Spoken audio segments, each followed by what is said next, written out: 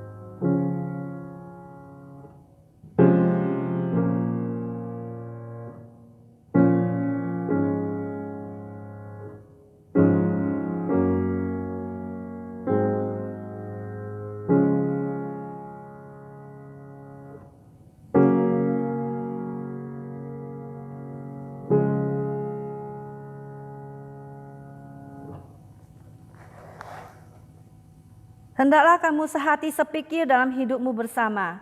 Janganlah kamu memikirkan perkara-perkara yang tinggi, tapi arahkanlah dirimu kepada perkara-perkara yang sederhana. Janganlah menganggap dirimu pandai. Janganlah membalas kejahatan dengan kejahatan. Lakukanlah apa yang baik bagi semua orang. Sedapat-dapatnya kalau hal itu bergantung padamu, hiduplah dalam pendamaian dengan semua orang. Bertolong-tolonglah menanggung bebanmu. Demikianlah kamu memenuhi hukum Kristus. Karena itu, selama masih ada kesempatan bagi kita, marilah kita berbuat baik kepada semua orang, tetapi terutama kepada kawan-kawan kita seiman. Saudara-saudaraku yang kekasih, jikalau Allah sedemikian mengasihi kita, maka haruslah kita juga saling mengasihi. Kebaktian hari ini kita mulai demi nama Allah Bapa, Allah Putra dan Allah Roh Kudus. Turunlah kiranya kasih dan damai sejahtera atas kita sekalian. Saudara, kita akan memuji Tuhan. Mari kita semua bangkit berdiri. Kita akan memuji Tuhan nomor 14. Sungguh besar kau Allahku. How great thou art. Bila kulihat bintang gemerlapan dan bunyi gururiuku dengar, ya Tuhanku, tak putus aku heran melihat ciptaanmu yang besar. Maka jiwaku pun memujimu, sungguh besar kau Allahku. Maka jiwaku pun memujimu, sungguh besar kau Allahku. Kedua, ya Tuhanku, apabila ku renungkan pemberianmu dalam penebus, ku terteguh bagiku dicurahkan oleh Putra-Mu darahnya kudus. Maka jiwaku pun memujimu, sungguh besar kau Allahku. Maka jiwaku pun memujimu, sungguh besar kau Allahku. Ketiga, apabila nanti Kristus memanggilku, sukacitaku amatlah besar, karena terkabulah yang kurindukan, melihat Dikau Tuhanku akbar. Maka jiwaku pun memujimu, sungguh besar kau Allahku. Maka jiwaku pun memujimu, sungguh besar kau Allahku. Bapa di dalam surga, sungguh besar Engkau Allahku Tuhan. Tuhan yang menciptakan langit dan bumi, laut dan segala isinya. Tuhan yang memiliki kami semua. Kami mengucap syukur pada Engkau Tuhan. Tuhan yang maha kuasa. Tuhan yang melampaui segala yang ada. Dan Tuhan maha dahsyat. Dan sekaligus Tuhan Engkau yang mengasihi kami. Kami mengucap syukur pada Engkau Bapa. Kami pada hari ini menaikkan syukur pada Engkau. Memuji dan memuliakan nama-Mu. Kiranya Tuhan Engkau mau menerima segala sembah sujud kami Tuhan. Tuhan yang penuh dengan kemuliaan dan kebaikan. Terima kasih Tuhan. Demi nama Tuhan Yesus Juru Selamat kami hidup, kami berdoa. Amin. Hormat diberi bagi Bapa dan Roh Kudus dari mula sampai sekarang dan seterusnya termulia. Amin. Kami persilakan duduk kembali. Kembali kita akan memuji Tuhan nomor 27. Kasih Allah yang besar, the love of God, yang mengatasi langit dan bumi, daripada surga datang ke dalam dunia untuk mati di kayu salib bagi kita dan mengasihi kita semua. Mari kita memuji Tuhan, kasih Allah.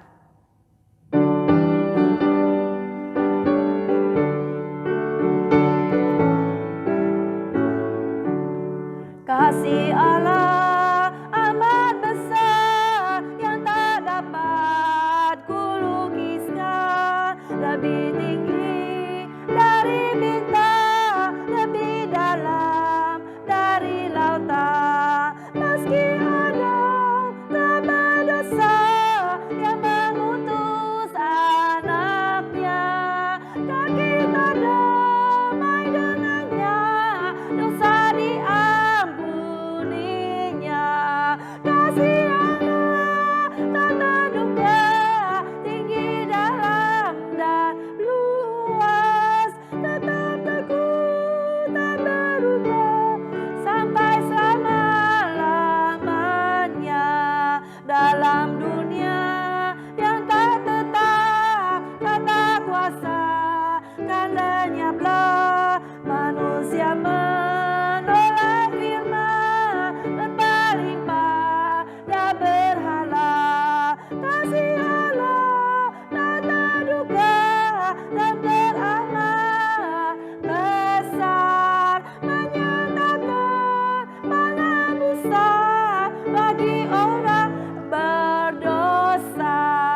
Kasih Allah tak terduga, tinggi dalam dan luas, tetap teguh tak berubah sampai selama-lamanya. Dengan langit sebagai kertas, batang pohon sebagai pena, air laut sebagai dawan, tiap orang penulisnya. Tak mungkin akan menuliskan kasih Allah yang besar. Langit dari timur ke barat tak akan memuatnya. Kasih Allah tak terduga, tinggi dalam dan luas, tetap teguh tak berubah sampai selama-lamanya. Bersama dengan gereja segala abad dan tempat, mari kita semua bangkit berdiri. Kita akan mengucapkan pengakuan iman rasuli. Pengakuan iman rasuli. Aku percaya kepada Allah, Bapa yang Maha Kuasa, Khalik langit dan bumi, dan kepada Yesus Kristus, anaknya yang tunggal, Tuhan kita, yang dikandung daripada Roh Kudus, lahir dari anak darah Maria, yang menderita sengsara di bawah pemerintahan Pontius Pilatus, disalibkan, mati dan dikuburkan, turun ke dalam kerajaan maut. Pada hari yang ketiga, bangkit pula dari antara orang mati, naik ke sorga, duduk di sebelah kanan Allah, Bapa yang Maha Kuasa, dan dari sana ia akan datang untuk menghakimi orang hidup dan mati. Aku percaya kepada Roh Kudus, gereja yang kudus dan am, persekutuan orang kudus, pengampunan dosa, kebangkitan tubuh, dan hidup yang kekal. Amin. Dipersilakan duduk kembali. Mari kita masuk kepada doa syafaat.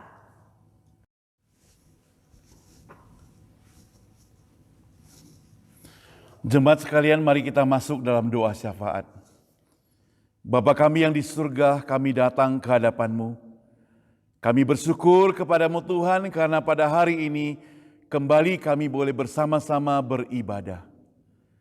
Kami bersyukur untuk kesempatan kami untuk bersama-sama datang ke hadirat-Mu, walaupun kami berada di rumah kami masing-masing.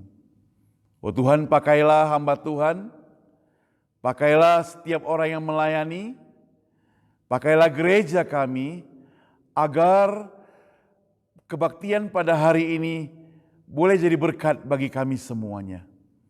Firman Tuhan yang disampaikan, puji-pujian yang disampaikan boleh selalu menguatkan setiap kami. Tatkala kami menghadapi pandemik yang berkepanjangan, dan tatkala kami harus berada di rumah, tatkala kami harus menjaga jarak, tatkala kami menghadapi hal-hal yang menakutkan. Bapa di surga, juga kembali kami bersyukur kepadamu kalau di dalam pemilihan presiden yang lalu di Amerika telah terpilih presiden yang baru, Joe Biden.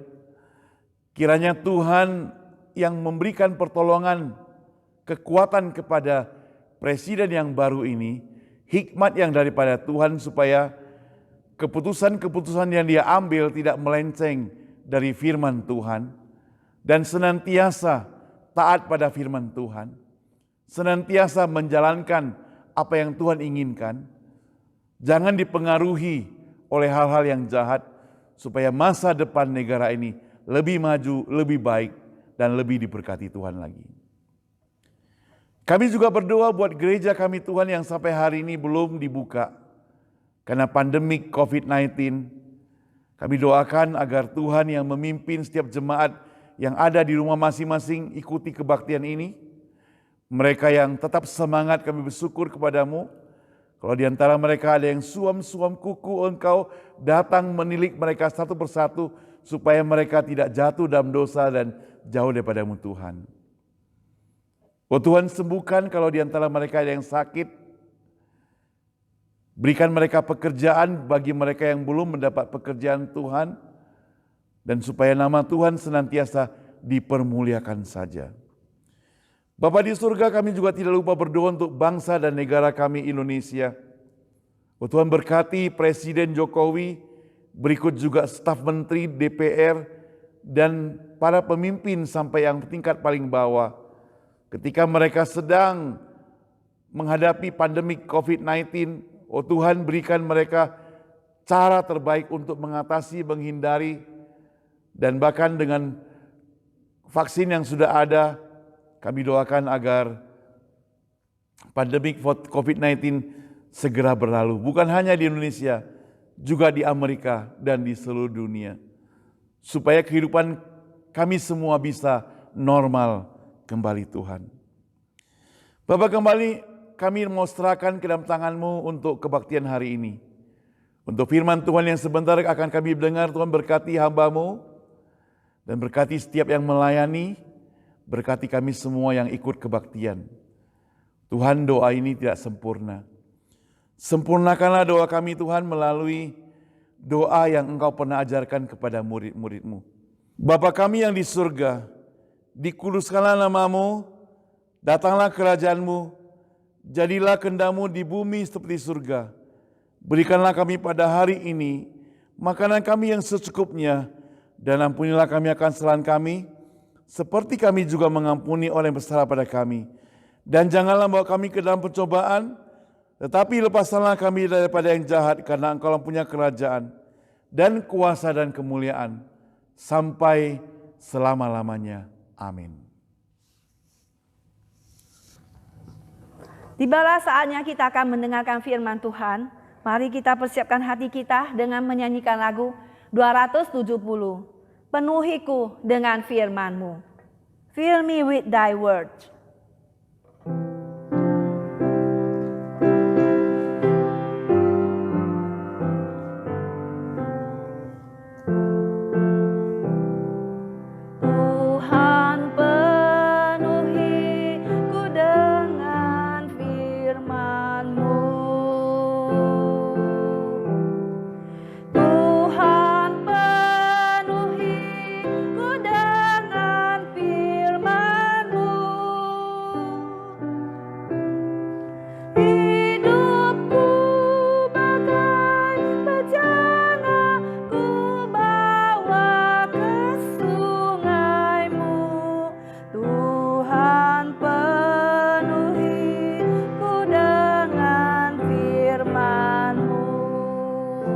Lagi kita menyanyikannya.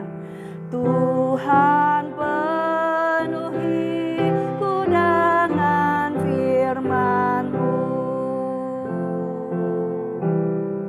Tuhan penuhi ku dengan firman-Mu. Hidupku bagai bejana, ku bawa ke sungai-Mu. Tuhan penuhi ku dengan firman-Mu. Mari saudara, kita dengan tenangkan hati kita mendengarkan firman Tuhan yang akan disampaikan oleh hambanya, Pendeta Saumiman Saud. Kami persilakan.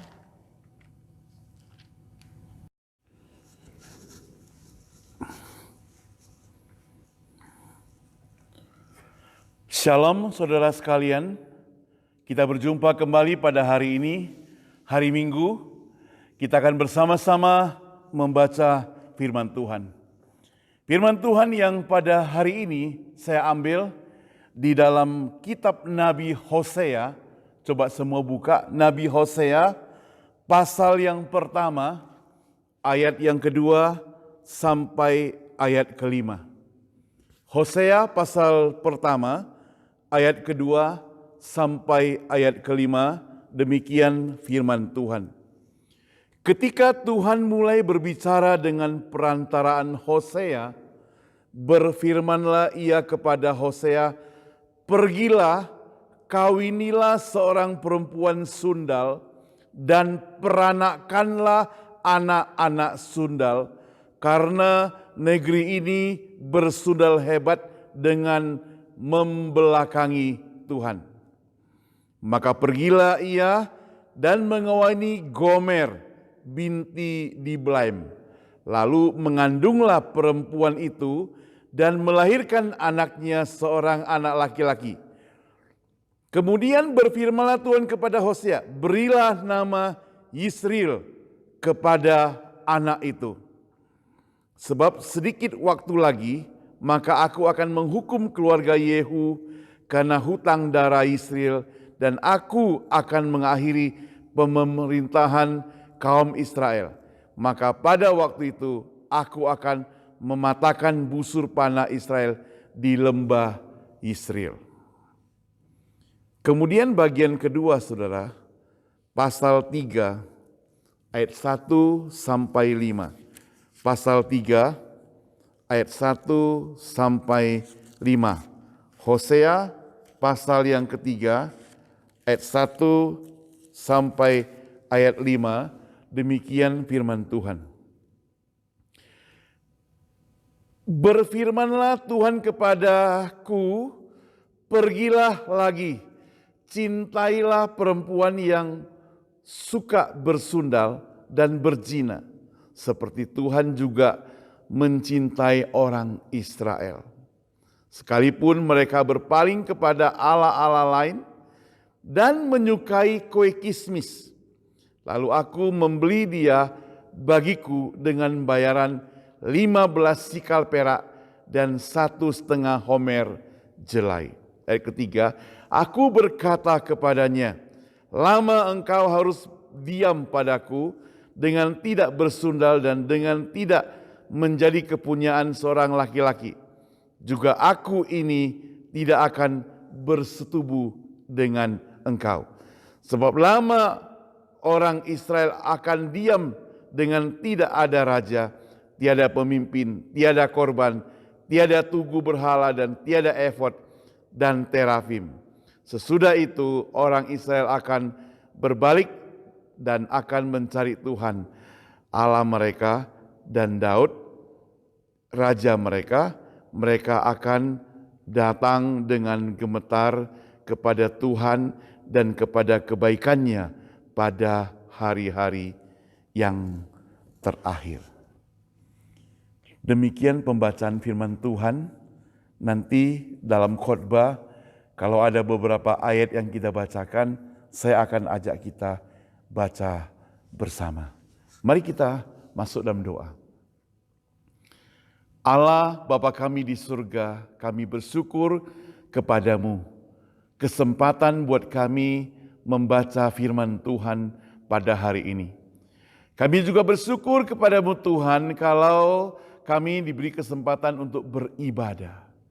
Tuhan, biarlah kami memulai ibadah ini dengan mendapat berkat dan kami mengakhirinya tidak dengan sia-sia. Urapi hamba-Mu yang penuh dengan kelemahan, penuh dengan kehinaan, agar dia dipakai oleh Tuhan dengan kuat kuasa daripada-Mu saja, sehingga firman Tuhan yang disampaikan boleh jadi berkat bagi kami semua. Hanya dalam nama Tuhan Yesus kami semua berdoa. Amin. Nah saudara, pada hari ini saya memberikan tema kasih bukan sekedar teori. Kasih bukan sekedar teori. Kalau minggu lalu saudara masih ingat tema kita adalah love without limits. Kasih yang tanpa batas. Kalau kasih yang tanpa batas itu mungkin masih berupa teori bagi Anda dan saya, maka hari ini saya ingin mengajak kita merenungkan bersama bentuk kasih yang bukan teori. Artinya apa saudara? Artinya kasih ini bukan hanya di mulut kita, bukan hanya omongan kita, bukan hanya sekedar kata-kata, tapi mesti kita praktekkan dalam kehidupan kita sehari-hari saudara. Nah saudara, pada tahun 1993, tepatnya pada tanggal 9 Juni, maka ada seorang mantan diplomat yang juga merupakan putra mahkota yang bernama Naruhito, ya, dengan mantan diplomat putri Masako Owada. Jadi mereka itu melangsungkan pernikahan. Naruhito dengan Masako Owada melangsungkan pernikahan dan cukup mendapat perhatian. Sepertinya perhatiannya hampir mirip dengan Lady Di waktu menikah dengan Pangeran Charles. Nah saudara yang saya kasih Tuhan, karena begitu banyak orang memperhatikan pasangan ini, maka semuanya mensoroti dari televisi, dari surat-surat kabar, berita-berita mensoroti mereka, khususnya kepada pengantin perempuan. Mengapa saudara? Selain kecantikan, keanggungan dia, maka ada satu hal yang menarik adalah pakaian pengantin yang dikenakan oleh perempuan tersebut, oleh wanita itu, beratnya saudara 12 kilogram saudara. Dengan pakaian seberat 12 kilogram itu, si mempelai wanita itu bukan merasakan berat untuk menentengnya saudara, tapi dia juga bisa senyum, Dia bisa merasa gembira, penuh sukacita, melambai-lambaikan tangannya. Satu pertanyaan yang ingin saya tanyakan kepada kita sebelum saya lanjutkan. Mengapa pengantin wanita itu bisa demikian? Nah saudara, jawabannya adalah karena di dalam hati wanita ini, perempuan ini, ada kasih bersama dengan pasangan calon atau pasangan suaminya. Jadi kasih yang ada di antara mereka membuat 12 kilo pakaian itu tidak terasa berat, saudara. Bahkan akan merasa senyum, senang, sukacita. Apa sebenarnya kasih itu, saudara? Kita sudah banyak bicara tentang kasih. Dalam sepanjang tahun barangkali ada beberapa khotbah yang porsinya juga tentang kasih. Tapi sekali lagi kalau ada pertanyaan, apa sebenarnya kasih itu yang sesungguhnya, saudara? Hari ini banyak sekali orang Kristen yang terlalu sering mengucapkan kata kasih, tetapi yang menjadi pertanyaannya adalah seberapa banyak orang Kristen yang tahu apa makna dari kasih yang sesungguhnya itu. Memang di dalam bahasa asli Yunani dikatakan ada ungkapan kasih, misalnya dikatakan ada kasih philia, yaitu disebut sebagai kasih persahabatan. Misalnya seorang suami mengasihi istrinya, dia berikan kepada dia tas yang mahal, pakaian yang bagus, makanan yang enak. Nah, dia mengasihi istrinya. Atau sebaliknya, si istri mengasihi suami, dia berikan kepada dia dasi, pakaian, sepatu, ataupun apa yang disukai oleh suaminya. Kenapa? Supaya suaminya atau istrinya merasa senang. Jadi kasih philia itu merupakan kasih persahabatan dengan satu kata khusus yang dipakai adalah supaya. Jadi kasih supaya. Saudara bisa langsung praktekkan sehari-hari saja. Kalau engkau mengasihi orang lain itu supaya orang itu senang, supaya orang itu suka kepadamu, supaya orang itu tidak marah, supaya orang itu merasa gini dan gitu, maka itu adalah kasih philia. Nanti habis kebaktian bisa dipraktekkan. Yang kedua itu adalah kasih eros. Kasih eros itu terkenal dengan sebagai kasih asmara, kasih percintaan. Seorang wanita tanda kutip bernama si Ani, kalau dia mengasihi Roy misalnya, maka 1 minggu dia tidak bertemu saja, dia merasa sangat rindu sekali. Kasih ini menunjukkan kasih yang karena tidak ketemu merasa rindu. Karena dia baik, karena dia kaya, itu kasih karena. Kasih karena itu yang disebut dengan kasih asmara, kasih eros, saudara. Jadi kalau saudara dan saya mengasihi orang, ada embel-embel karena, maka itu menunjuk kepada kasih eros. Mengapa engkau mengasihi dia? Karena dia tampan. Karena dia cantik. Dan yang ketiga yang mau kita soroti juga itu adalah kasih yang disebut dengan kasih agape. Kalau ini adalah kasih Allah, barangkali saudara sudah mengetahuinya. Tapi gak apa-apa, saya akan ulangi lagi. Kasih agape atau kasih Allah adalah kasih yang ingin memberikan yang terbaik kepada orang lain, tidak memandang siapa orangnya, sekalipun warna kulitnya kita tidak memandang, tidak melihat statusnya, tidak melihat pendidikannya, siapapun dia, dan kasihnya itu bisa tanpa alasan, tanpa pamrih, yaitu disebut sebagai kasih agape. Kasih yang diberikan embel-embel walaupun.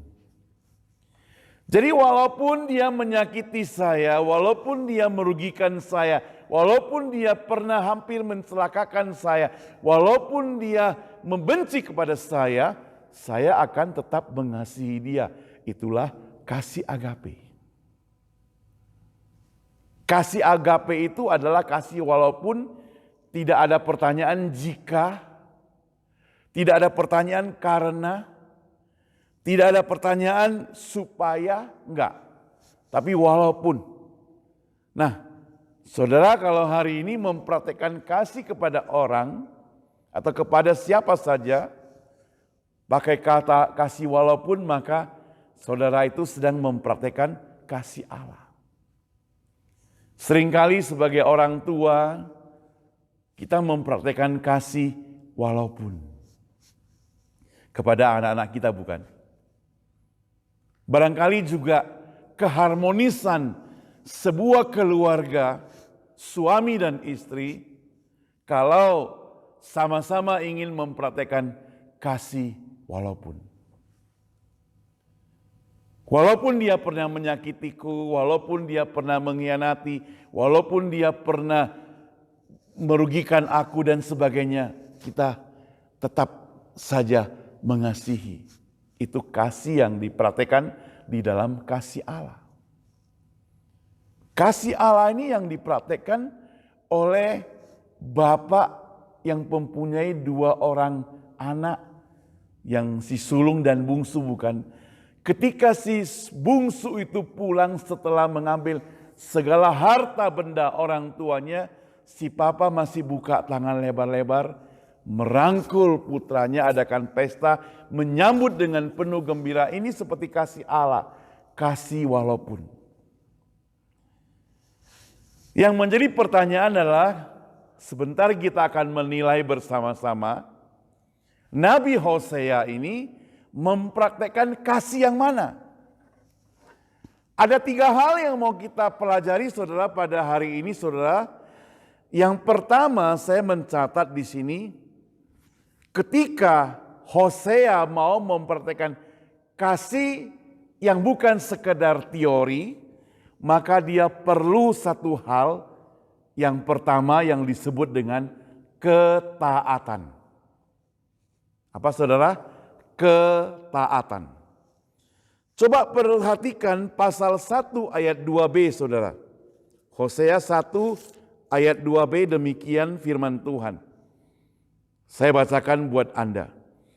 Pergilah, kawinilah seorang perempuan sundal dan peranakanlah anak-anak sundal, karena negeri ini bersundal hebat dengan membelakangi Tuhan. Kata kuncinya adalah pergilah, dan kata yang menasehati atau minta dia lakukan adalah, kata kerjanya adalah, kawinilah seorang perempuan sundal.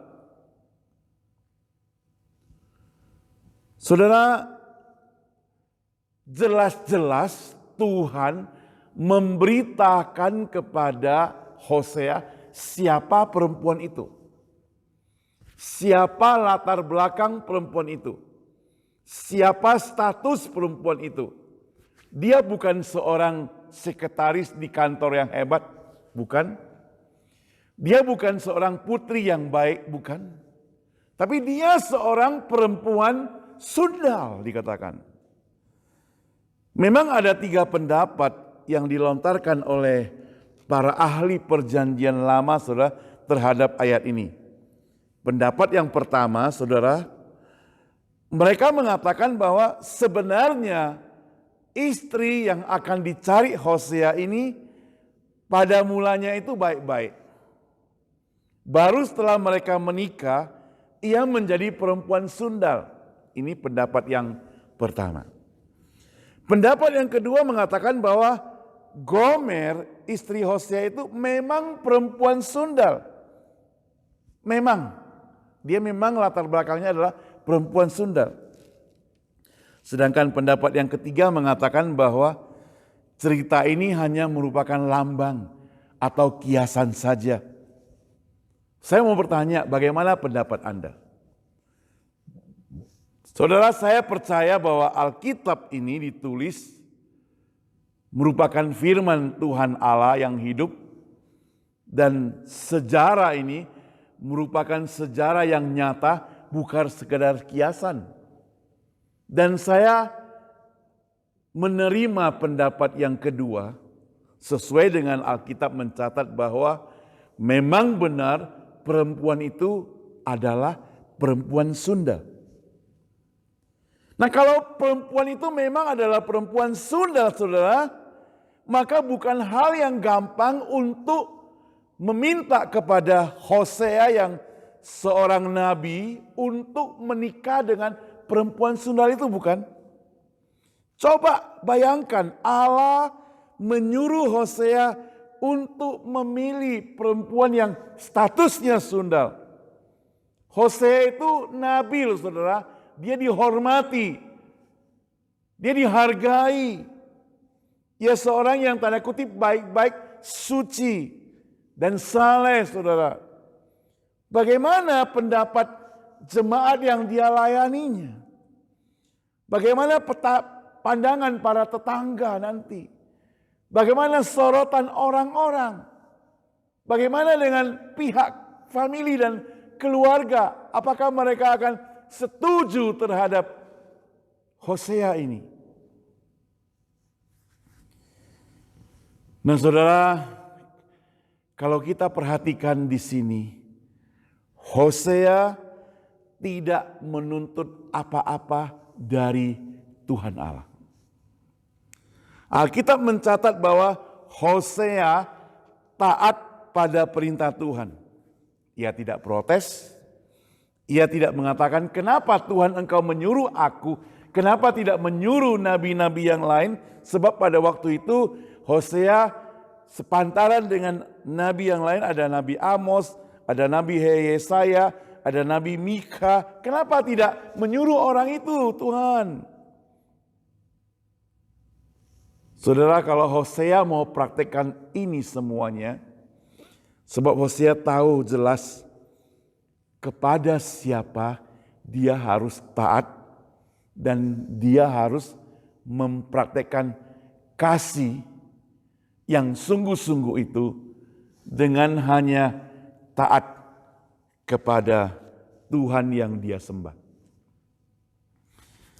Saudara, hari ini engkau dan saya tidak disuruh oleh Tuhan mengawini perempuan sundal, bukan? Hari ini engkau dan saya tidak pernah disuruh oleh Tuhan melakukan hal-hal yang sulit, bukan? Hari ini engkau dan saya tidak pernah dicobai oleh Tuhan untuk mengerjakan sesuatu hal yang barangkali bisa dicemoohi orang, bukan? Terhadap kita mungkin Tuhan memerintahkan pada kita untuk mengasihi orang lain. Apakah kita bisa lakukan itu? Terhadap kita barangkali kita dituntut untuk mengampuni orang lain. Apakah kita bisa lakukan itu? Terhadap kita mungkin kita dituntut jangan anggap remeh orang lain.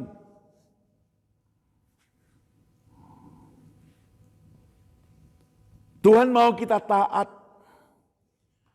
Saudara, standar yang diajarkan oleh firman Tuhan terhadap orang percaya, dalam hal ini orang Kristen, standar kasihnya itu bukan standar yang biasa. Kalau standar yang biasa yang seperti kemarin-kemarin kita pelajari, kalau engkau sayang pada saya sayang padamu, engkau mengasihi aku, saya juga mengasihimu. Enggak, bukan sekedar itu. Tuhan mengajarkan standarnya itu lebih tinggi. Kalau engkau membenci aku, bahkan Tuhan Allah mengajarkan pada kita, kasihilah musuhmu. Musuh kita pun harus dikasihi. Saudara pernah berpikir gak secara logika, kalau musuh saja dikasihi berarti apa saudara? Berarti sebagai orang percaya tidak boleh ada musuh saudara. Permisi tanya, berapa musuh saudara? Jikalau masih ada, bertobatlah, minta pengampunan pada Tuhan, ampuni dia, kasihi dia. Yang kedua saudara, kalau tadi yang pertama dikatakan kasih yang mau dipraktekkan oleh Hosea itu memerlukan ketaatan, maka yang kedua, kasih yang mau dipraktekkan oleh Hosea itu memerlukan pengorbanan. Pasal 1 ayat 3 berbunyi demikian. Maka pergilah ia mengawini Gomer binti Diblaim, lalu mengandunglah perempuan itu dan melahirkan baginya seorang anak laki-laki. Sekali lagi untuk mentaati perintah Tuhan yang sedemikian rupa ini, kita yakin dan percaya Hosea pasti secara manusia bergumul cukup lama saudara. Sekali lagi Tuhan tidak menutup-nutupi status Gomer, jelas Gomer seorang perempuan sundal dan Hosea adalah seorang nabi dan Hosea jelas-jelas mengetahuinya saudara. Dan pasal 1, 2 dan 3 kita dapat melihat bahwa Hosea sangat mencintai Gomer dan ia tetap membalas cinta kasihnya. Kalau Hosea disuruh Tuhan pergi kawinlah seorang perempuan baik-baik barangkali gampang saudara. Kawinlah seorang perempuan yang kaya raya gampang. Tidak masalah bagi dia. Tidak soal bagi dia. Tetapi di sini dikatakan yang menjadi masalah kan wanita itu perempuan sundal dan ini justru jadi persoalan daripada Hosea dalam kehidupannya tentunya, tetapi dia tetap mau mengorbankan dirinya melakukannya. Saudara, Hosea mau lakukan hal ini bukan berarti Hosea itu seorang pemuda yang sudah tidak laku lagi, saudara. Dia bukan seorang pemuda yang terlalu jelek di masyarakat, tidak saudara. Dia bukan seorang pemuda yang terlalu hina, bukan? Kan dia seorang nabi. Tetapi bagi dia, saudara, yang penting adalah dia mau mengangkat harkat martabat status Gomer ini. Dari seorang perempuan sundal sekarang akan menjadi seorang istri nabi. Dari seorang yang hidupnya di dalam kegelapan, dengan pengorbanan daripada Hosea, maka dia akan menjadi istri yang hidup di dalam terang, saudara. Di dalam dunia yang penuh dengan hina dina, maka dia akan masuk ke dalam dunia yang penuh pujian. Dari hal ini kita bisa melihat bahwa sebenarnya Tuhan Allah itu tidak melihat masa lalu kita. Masa lalu kita itu bisa saja jelek, bisa saja bobrok, bisa saja jahat, tapi kembali yang paling dipentingkan adalah pertobatan kita. Ketika kita bertobat, Tuhan mengampuni kita. Walaupun sesungguhnya ketika kita bertobat, masih ada banyak manusia di dunia ini yang tanda kutip merasa dirinya lebih suci, yang tidak mengampuni orang lain. Itu sama dengan waktu ada seorang wanita yang kedapatan berzina, maka hukumannya seharusnya melempari dengan batu. Maka ketika Tuhan Yesus minta kepada orang-orang yang ada di sekitar, termasuk pada para ahli-ahli kitab yang di sana yang tadinya katakan perempuan itu harus dihukum dengan hukum lempar batu, maka Yesus katakan, siapapun di antara Anda yang jikalau engkau tidak memiliki dosa, kira-kira demikian, lempar batu lebih dahulu. Jikalau engkau merasa lebih suci, jikalau engkau merasa lebih bersih, engkau boleh lempar terlebih dahulu. Saudara, Hosea sebenarnya punya banyak alasan untuk menolak. Pertama dia akan berkata, aku malu. Dia juga akan berkata bagaimana kesaksian saya di hadapan sanak familiku. Tetapi saudara, ia tidak mementingkan dirinya sendiri. Ia rela berkorban supaya harkat martabat Gomer itu dinaikkan kembali. Terus terang saudara, kasih yang memerlukan pengorbanan itu, kalau dipraktekkan dalam kehidupan sehari-hari, sulit saudara. Manusia adalah orang yang berdosa. Kita sudah terlalu berkecimpung dalam dunia dosa. Kita lebih suka kalau orang lain susah. Kita lebih suka kalau orang lain sulit. Atau mungkin kita tidak demikian. Kita mungkin oke-oke saja dengan orang lain yang senang dan sebagainya. Tetapi kalau bisa, dia tidak perlu melebihi akulah. Itu sifat manusia. Kalau bisa, saya lebih baik daripada dialah. Gengsi membuat seseorang bisa menjauhkan orang-orang yang semestinya kita bantu, semestinya kita tolong. Tetapi saudara, Hosea tidak gengsi seperti demikian. Dia rela korbankan harkat martabatnya, bahkan dirinya sendiri, hanya untuk mengangkat status Gomer ini supaya berubah. Saudara, di zaman pandemik seperti sekarang ini, sentuhan kebaikan itu sangat diperlukan oleh orang-orang yang saat ini sedang menderita. Memang benar kita sama-sama menderita. Tetapi alangkah baiknya di dalam penderitaan ini kita masih sanggup untuk mengasihi orang lain. Relakah kita berkorban untuk orang lain? Sama-sama kita mendapatkan sedikit, tapi dari sedikit ini kita bisa korbankan untuk orang lain. Ini jadi PR kita bersama, bukan? Saya harap firman Tuhan ini menegur kita, supaya kita yang dalam keadaan sulit sekalipun, kita tetap bisa mempraktekkan kasih kepada orang lain.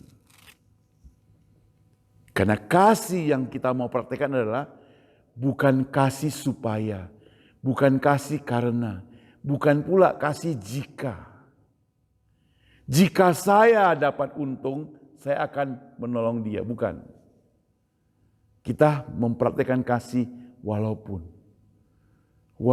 saya belum dapat untung, saya tetap akan mengasihi dia. Kita bisa membagi, tidak harus tunggu kita menjadi orang kaya, bukan? Kita harus bisa membagi, walaupun mungkin berkat itu sedikit. Tapi kita juga bisa membagi kepada orang lain. Itulah pengorbanan yang diminta oleh Tuhan. Supaya kita mau praktekkan. Kalau tadi yang pertama, saudara, ketika Hosea mempraktekkan kasih, dia memerlukan ketaatan. Yang kedua, ketika dia mempraktekkan kasih memerlukan pengorbanan. Maka yang ketiga saudara, ketika dia mempraktekkan kasih diperlukan pula yang disebut dengan kesabaran. Coba kita perhatikan pasal 3 saudara. Pasal 3 ayat pertama berbunyi demikian. Hosea 3 ayat pertama dikatakan, berfirmanlah Tuhan kepadaku, pergilah lagi, cintailah perempuan yang suka bersundal dan berzina, seperti Tuhan juga mencintai orang Israel, sekalipun mereka berpaling kepada allah-allah lain dan menyukai kue kismis.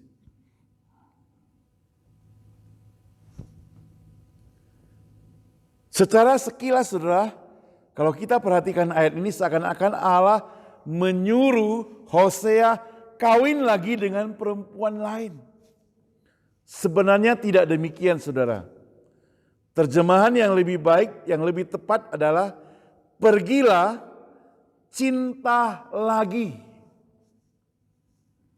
Saya ulangi, pergilah, cinta lagi. Nah, dengan berpegangan kepada terjemahan yang saya katakan kepada Anda, maka jelas perempuan yang dimaksud itu adalah Gomer.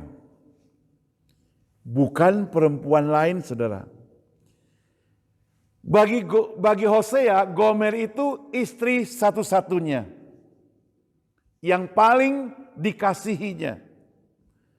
Hosea telah mempertaruhkan segala-galanya untuk Gomer. Namun rupanya Gomer tidak tahu diri saudara. Ia malah kembali seperti dulu. Ia masih mempraktekkan persundalannya. Gak tahu apa yang menjadi ketidakpuasan daripada Gomer saudara. Padahal Hosea sudah berkorban banyak untuk dia. Nah saudara, Tuhan memerintahkan Hosea pergi, cinta lagi. Dengan demikian Hosea akan mulai kembali merayu istrinya itu kembali. Hosea harus berulang-ulang membujuk Gomer itu kembali. Mungkin dia harus mengingatkan Gomer bahwa anak-anaknya di rumah sedang menunggu. Dia juga sedang menunggu. Mungkin dia harus merayu Gomer, hai Gomer, engkau kekasihku, kembalilah. Aku tetap mengasihimu.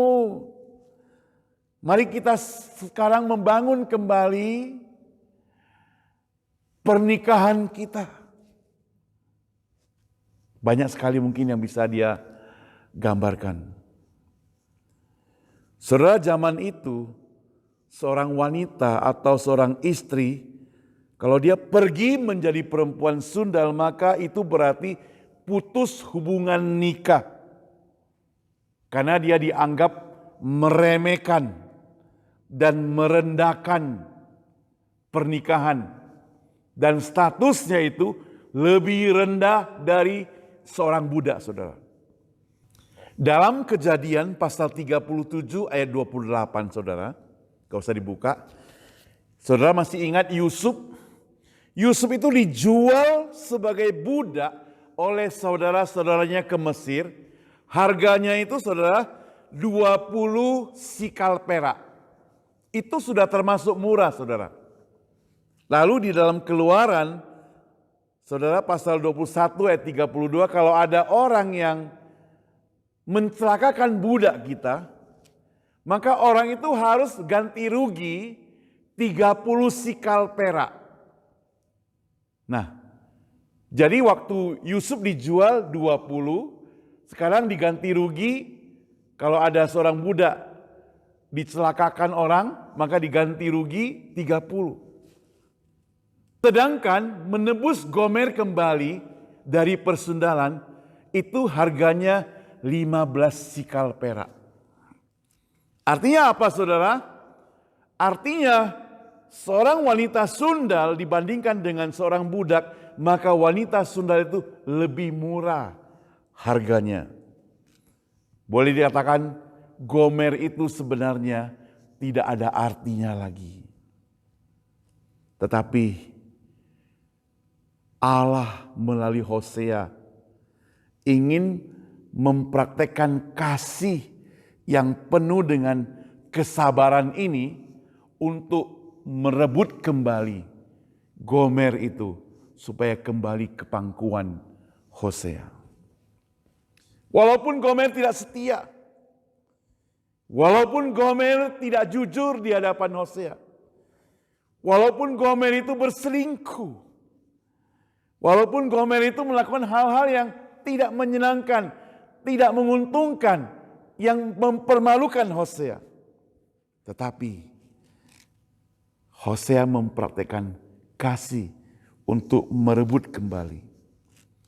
Ini menunjukkan bahwa kasih yang dipraktekkan oleh Hosea itu adalah kasih yang tulus, kasih yang murni, kasih yang jujur, kasih yang penuh pengampunan, kasih yang penuh dengan pembaharuan hidup orang lain. Kasih yang mengharapkan Gomer ini bertobat supaya dia tidak lagi menjadi wanita yang jahat. Yang menjadi pertanyaan, bagaimana dengan kita, saudara? Apakah kita bersabar mempraktekkan kasih? Bertahun-tahun kita terjun dalam persekutuan, pelayanan. Kita melihat persekutuan kita tidak bertumbuh, itu-itu saja orangnya. Apakah kita benar-benar tetap mengasihi Tuhan, bersabar di hadapan Tuhan? Ketika kita melihat ada orang-orang dekat dengan kita, rekan kerja, roommate kita, yang tinggal bersama-sama dengan kita, yang selalu mungkin mau merugikan kita, yang selalu mungkin mau menyakiti kita, yang selalu mungkin mempermalukan kita, yang selalu mungkin membuat kita susah, apakah kita dengan sabar tetap mengasihi orang itu? Sanggupkah kita bertahan? Saudara, ketika Hosea menikah dengan Gomer, ini satu keputusan yang sangat penting. Karena sesuai dengan pengajaran orang Kristen, Alkitab mencatat bahwa orang percaya tidak mengenal perceraian. Apapun yang terjadi, tidak boleh bercerai. Itu sebabnya maka untuk memelihara seperti demikian, perlu adanya kasih, perlu adanya pengorbanan, perlu adanya pengampunan, perlu adanya kesabaran. Dan satu hal, perlu adanya ketaatan kepada Tuhan yang benar. Sesungguhnya kita adalah orang-orang yang tidak berharga di hadapan Tuhan, bukan?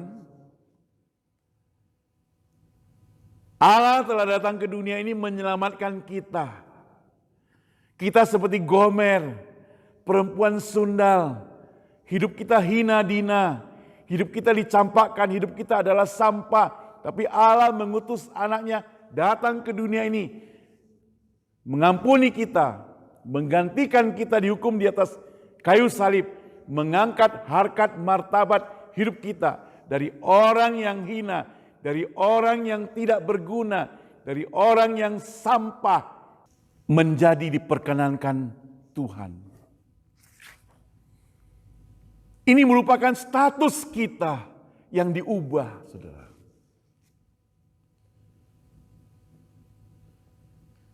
Supaya pengorbanan Tuhan Yesus di atas kayu salib tidak sia-sia, maka orang-orang yang sudah diselamatkan oleh Tuhan mesti tetap setia taat kepada Tuhan. Jangan mengaku sebagai orang percaya kalau kita masih belum bisa taat kepada firman Tuhan. Malu kita, saudara. Karena orang yang mengaku sebagai orang percaya, maka dia harus taat kepada perintah Tuhan. Kalau di dalam hidup kita masih belum ada kesabaran, belum bisa berkorban, belum bisa taat, belum bisa mempraktikkan kasih kepada orang lain, belum bisa mengampuni, agak sungkan kalau kita datang ke hadapan Tuhan, katakan, oh Tuhan, aku ini anak-Mu.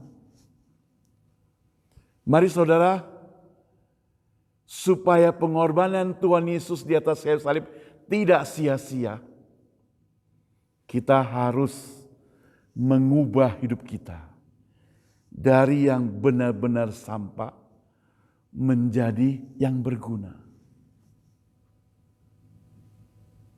Amin saudara. Inilah kasih yang bukan sekedar teori. Inilah kasih yang dipraktekkan setiap hari. Inilah kasih yang dituntut untuk setiap orang percaya. Mari kita berdoa. Bapa kami yang di surga, kasih yang Engkau ajarkan kepada kami Tuhan, bukan sekedar teori. Kasih yang Engkau ajarkan kepada kami, mesti kami praktekkan dalam kehidupan kami sehari-hari. Ampuni kami Tuhan kalau selama ini kami gagal mempraktekkan kasih itu. Kami mau datang ke hadapan-Mu Tuhan. Kami mau serahkan seluruh hidup kami supaya Engkau menguasai hidup kami Tuhan. Supaya kami menjadi orang percaya yang benar-benar taat pada firman Tuhan. Rela berkorban untuk Tuhan. Bahkan memiliki kesabaran ketika menghadapi orang-orang yang mungkin membuat kami susah, membuat kami menderita. Biarlah kami mempraktekkan kasih Tuhan. Supaya pengorbanan-Mu tidak sia-sia di atas kayu salib. Dengar doa kami Tuhan. Ampuni kami. Di dalam nama Tuhan Yesus, kami sudah berdoa. Amin. Terima kasih. Tuhan Yesus memberkati kita semua.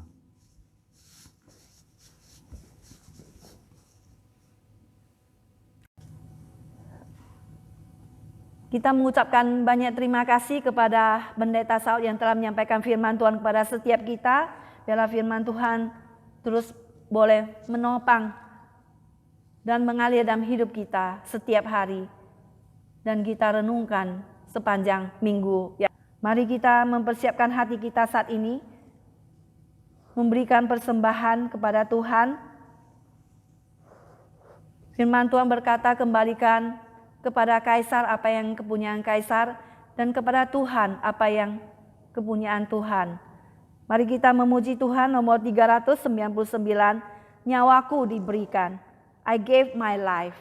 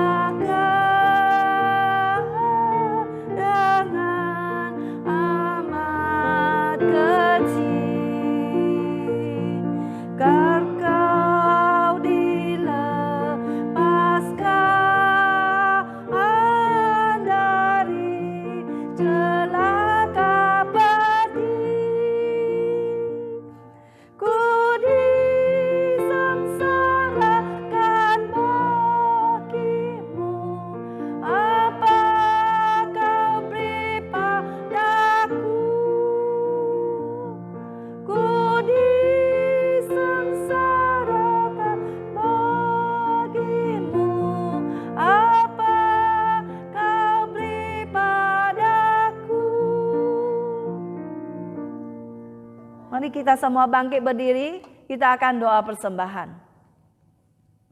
Bapa di dalam surga, kami ucap syukur pada Engkau ya Bapa, di mana Tuhan Engkau senantiasa memelihara hidup kami, dan Engkau senantiasa memberikan firman-Mu, menunjukkan arah pada kami. Kami ucap syukur pada Engkau Bapa. Kiranya Tuhan, firman-Mu dan semua ya Tuhan boleh menjadi penunjuk dan terang bagi jalan kami. Dan kiranya saat ini kami memberikan persembahan pada Engkau Tuhan. Kiranya terimalah persembahan ini Tuhan untuk memperluas kerajaan-Mu. Bapa di dalam surga, berkatilah setiap kami. Tangan-tangan telah memberi dan berkatilah pekerjaan kami semua. Terima kasih ya Bapa. Kami berdoa dan menyerahkan semua ke dalam tangan Engkau. Hanya di dalam nama Tuhan Yesus Juru Selamat kami hidup. Kami berdoa. Amin. Dengan tetap berdiri, kita akan menyanyikan lagu doksologi disertai doa berkat dan amin song.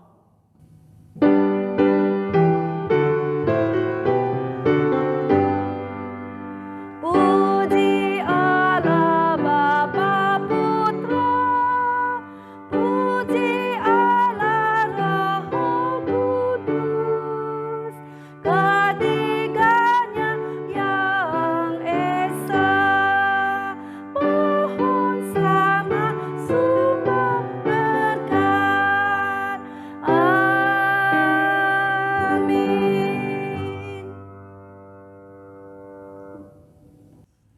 Jemaat sekalian, mari kita terima berkat Tuhan. Kasih dari Allah Bapa, anugerah dan keselamatan dari Yesus Kristus, pertolongan dan penghiburan dari Roh Kudus menyertai seluruh kehidupan kita, memberikan kita tubuh yang sehat, memberikan kita pekerjaan yang baik, melindungi keluarga kita, memberikan kita kerohanian yang baik, cinta Tuhan. Berkati keluarga kami, berkati seluruh kehidupan kami hari ini, besok, dan sampai Tuhan Yesus datang kembali. Amin.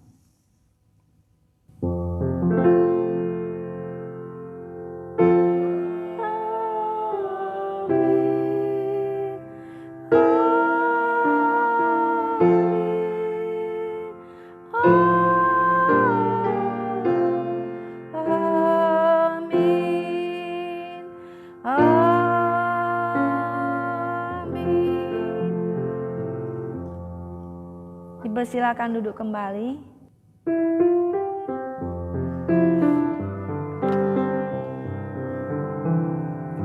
Lingkupiku dengan sayapmu, naungiku dengan kuasa-Mu di saat badai bergelora. Ku akan terbang bersamamu, Bapa Kau Raja atas semesta. Ku tenang sebab Kau Allahku, ku tenang sebab Kau Allahku. Kata teduh kebaktian selesai.